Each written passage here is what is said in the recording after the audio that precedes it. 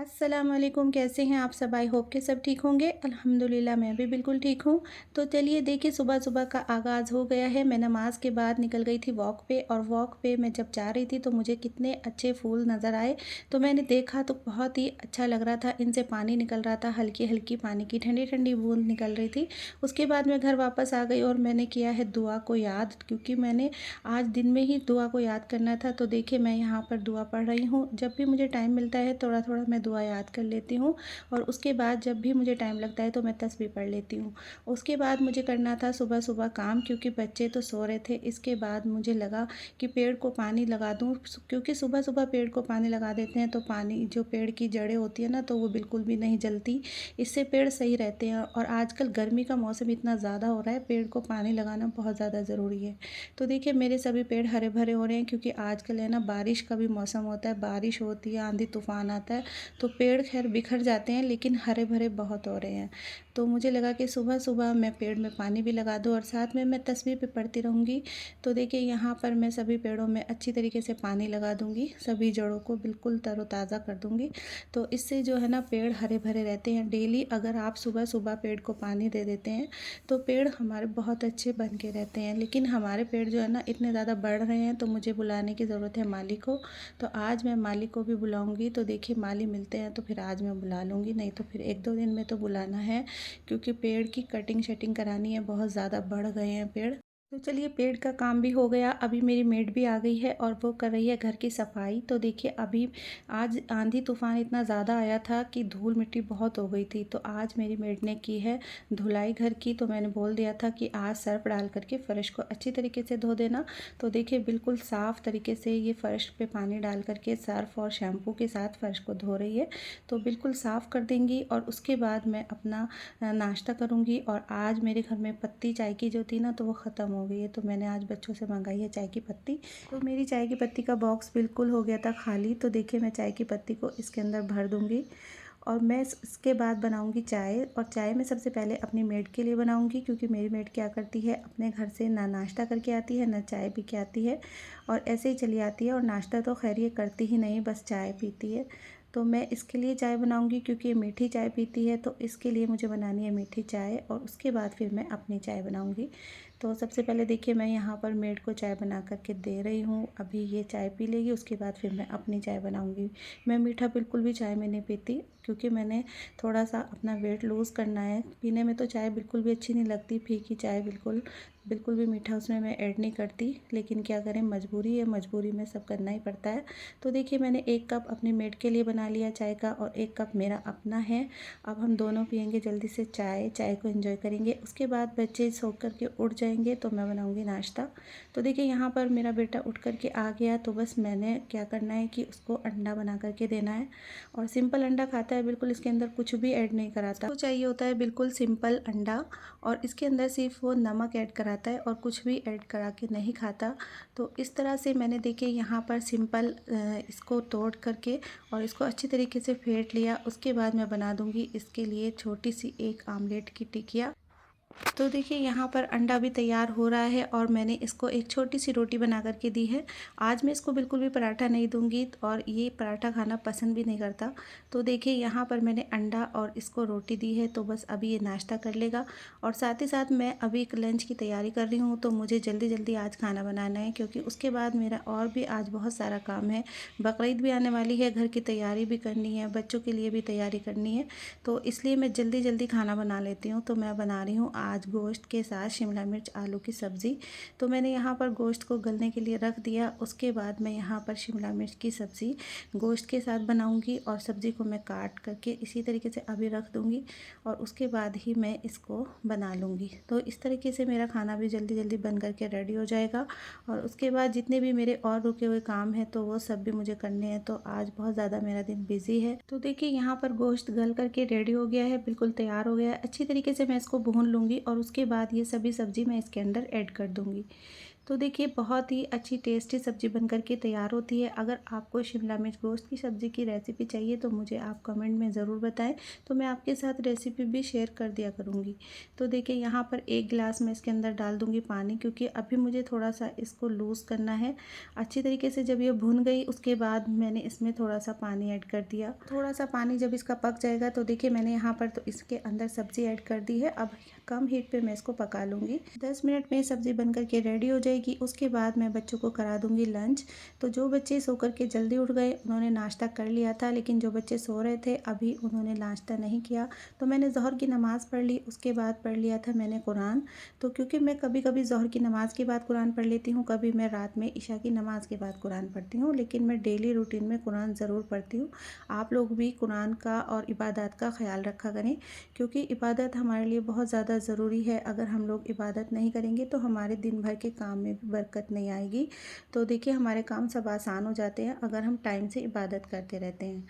तो देखिए उसके बाद मेरे हस्बैंड लेकर के आए थे आम। तो आम जो है ना, ये चूसने वाले आम हैं, तो इनको लेकर के आए थे। तो मुझे लगा कि मैं इनको थोड़ी देर पानी में भिगो करके रख दूं, उसके बाद मैं इनको वॉश करूंगी, क्योंकि इनके ऊपर इतना ज़्यादा कार्बेट लगा रहता है, इतना वो नुकसान देता है, गर्म भी होता है बहुत ज़्यादा। तो मैंने सोचा इनको मैं सबसे पहले एक बर्तन में डाल करके और पानी इसमें अच्छे से ऊपर तक भर करके रख दूँगी। तो आधा 1 घंटा के लिए इसी तरीके से मैं इसको भिगो करके रख दूँगी, थोड़ा ये ठंडे भी हो जाएंगे। तो यहाँ पर ले लिया था देखिए हमने बकरीद के लिए बकरा। तो देखिए एक बकरा आ गया है, अभी एक आना और बाकी है। तो देखिए देखने में कितना खूबसूरत लग रहा है, और ये जो है ना, ये तख़्त के नीचे ही बैठता है। तो या तो ये चारपाई के ऊपर बैठेगा या तख़्त के नीचे बैठेगा, जिससे हमने बकरा लिया है कुर्बानी के लिए। तो वो बता रहे थे ऐसे कि ये तख़्त के या चारपाई के ऊपर ही बैठता है। तो देखिए यहाँ पर ली है मैंने सब्ज़ी। तो अब सब्ज़ी वाले भाई आ गए थे तो उनसे ले ली है सब्ज़ी। अब मैं सब्ज़ी और फल को जल्दी जल्दी धो करके रख दूँगी फ्रिज के अंदर। तो यहाँ पर मेरे छोटे बेटे को ये जो पीस होता है ना, एक जो कट लगा करके देते हैं, तो ये वाला पीस खाना बहुत ज़्यादा पसंद है। तो यहाँ पर मैं तरबूज़ को बहुत अच्छी तरीके से वॉश कर लूँगी। इसके ऊपर इतनी ज़्यादा मिट्टी लगी रहती है, और जिससे हमने तरबूज़ लिया है पहले ही उसने कट लगा करके दे दिया। इसको धोना फिर इस तरह से मुश्किल हो जाता है, क्योंकि इसके अंदर भी पानी चला जाता है। जब आप तरबूज़ लें तो इस तरह के कट ना लगवाया करें, क्योंकि धोने में फिर सही नहीं रहता और पानी भी अंदर चला जाता है और गंदगी भी साथ में इसमें अंदर जाती है। तो बहुत ही मुश्किल से मैंने इसको साफ़ किया है। तो चलिए सब्ज़ी को मैं रख देती हूँ फ्रिज में, क्योंकि पालक तो ऐसी चीज़ है, अगर ये पॉलीथीन में थोड़ी देर भी रह जाता है तो इसकी जो पत्ती होती है वो गलने लगती हैं और बिल्कुल भी फ्रेश नहीं रहती। तो मैं जल्दी से पालक को निकाल दूँगी। पालक देखने में अच्छा है तो मैं इसको निकाल दूँगी, और बाकी जितनी भी सब्ज़ी होंगी सब निकाल करके मैं फ्रिज में रख दूँगी। और जो टोकरी में रखने वाली सब्ज़ी होगी, जैसे आलू प्याज और सूखी सब्ज़ी होगी, तो फिर मैं उसको टोकरी में रख दूँगी। तो यहाँ पर ली थी मैंने फलिए, इनको भी मैं धो लूँगी और धो करके ही मैं इसको फ्रिज में रख दूँगी। और देखिए मैंने लिया था यहाँ पर खरबूजे, क्योंकि जो कैंपस में सब्ज़ी वाले भाई आते हैं ना, अक्सर वो फ्रूट लेकर के नहीं आते, लेकिन आज वो फ्रूट लेकर के आए थे तो मैंने उनसे फ्रूट भी ख़रीद लिए। पूरी सब्ज़ी को मैं कर दूँगी सेपरेट, जितनी भी सूखी सब्ज़ी हैं वो सब डलिया में रख दूँगी, और टमाटर और जितनी भी हमारी हरी सब्ज़ी हैं तो वो सब मैं रख दूँगी फ्रिज के अंदर। तो देखिए हरा धनिया भी कितना ज़्यादा फ्रेश है और हरी मिर्च भी बहुत अच्छी है। तो आज इसके पास बहुत ही अच्छी और फ्रेश सब्ज़ी थी, तो मैंने थोड़ी सी ज़्यादा ही ले ली। और नहीं तो मैं ऐसे मंडी से सब्ज़ी लेकर के आती हूँ, क्योंकि यहाँ पर तो ऐसे भी कैंपस में महंगा ही देते हैं आकर के। तो मैं लेकर के आती हूँ मंडी से इकट्ठा सामान ले आती हूँ। लेकिन आज मजबूरी थी, बारिश भी थी, तो मुझे यहीं से लेनी पड़ी। तो मैंने अभी थोड़ा थोड़ा सा सब्ज़ी खरीद ली थी। तो देखिए मैं यहाँ पर सेपरेट कर दूँगी सभी सामान को, सबको डलिया में डाल दूँगी। तो यहाँ पर कर लिया था मैंने सभी सब्जियों को अलग अपनी अपनी जगह पे। जब सब्ज़ी सब सेट हो गई तो तभी सुकून मिलता है, नहीं तो सब्ज़ी के गलने सड़ने का भी बहुत ज़्यादा फ़िक्र रहता है। तो देखिए यहाँ पर मैं इसको वॉश कर लूँगी, और टमाटर को वॉश करके ही मैं फ्रिज में रखूँगी। तो इसमें जितनी भी गंदगी होती है वो सब भी निकल जाएगी, और इसके बाद मैं बेफ़िक्र हो जाऊँगी कि टमाटर बिल्कुल फ्रेश हैं। इससे मुझे धोने के साथ साथ ये भी पता चल जाएगा कोई टमाटर गला हुआ तो नहीं है, कोई टमाटर में कीड़ा तो नहीं है। तो इस तरीके से मैं जब भी सब्ज़ी को रखती हूँ तो अच्छी तरीके से उसको मैं वॉश कर लेती हूँ, उसके बाद ही सब्ज़ी को मैं फ्रिज में लगाती हूँ। तो देखिए अच्छी तरीके से मैं सब्ज़ी को अच्छे से धो लूँगी। बिल्कुल फ्रेश फ्रेश टमाटर हैं, साफ़ सुथरे एकदम टमाटर लेकर के आए हैं। तो देखिए यहाँ पर मैं हरे धनिया को इस बटर पेपर के अंदर रख दूँगी, क्योंकि हरा धनिया ना बटर पेपर के अंदर रख दो या न्यूज़पेपर के अंदर करके रख दो तो 2-3 दिन के लिए बिल्कुल फ्रेश बना रहता है। जब मुझे 2-3 दिन के बाद भी इसकी ज़रूरत पड़ेगी तो इसकी पत्तियाँ हरी-भरी बिल्कुल निकलेंगी। चलिए देख लेते हैं आज का मौसम। तो आज का मौसम इतना ज़्यादा आंधी तूफ़ान वाला था, तो बहुत ज़्यादा तेज़ हवाएँ चल रही थी। तो देखिए कितना ज़्यादा पेड़ हिल रहे हैं, कितना ज़्यादा हमारी आज एक बेल जो थी ना वो भी झुक गई है और इस तरह सामने वाले पेड़ भी झुक गए हैं। तो इतना ज़्यादा तेज़ हवा थी आज और उसके बाद बहुत तेज़ बारिश भी हुई है। तो देखिए यहाँ पर आप कैंपस में देख सकते हैं सभी के पेड़ इतने ज़्यादा झुक गए हैं, तो बहुत ज़्यादा ख़राब हो गए हैं। बहुत तेज़ हवा थी और डेली में आंधी तूफ़ान आता ही रहता है। तो उसके बाद बारिश हो गई, तो बारिश जैसे ही आई तो बस जितना भी मिट्टी थी वो सब तो ख़त्म हो गई और उसके बाद मौसम भी ठंडा लगने लगा। बहुत अच्छा फ्रेश मौसम हो रहा था।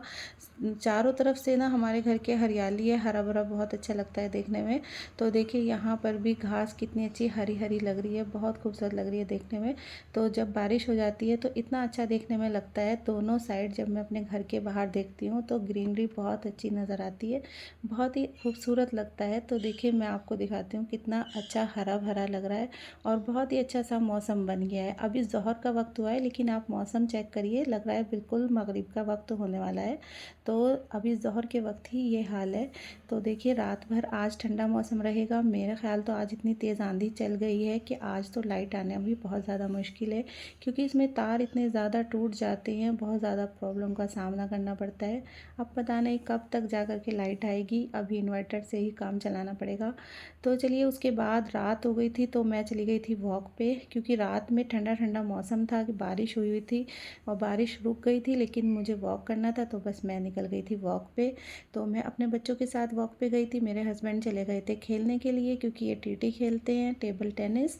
तो मैं इनके साथ ही गई थी और रास्ते में मैं गाड़ी से उतर गई और उसके बाद मुझे करनी थी वॉक।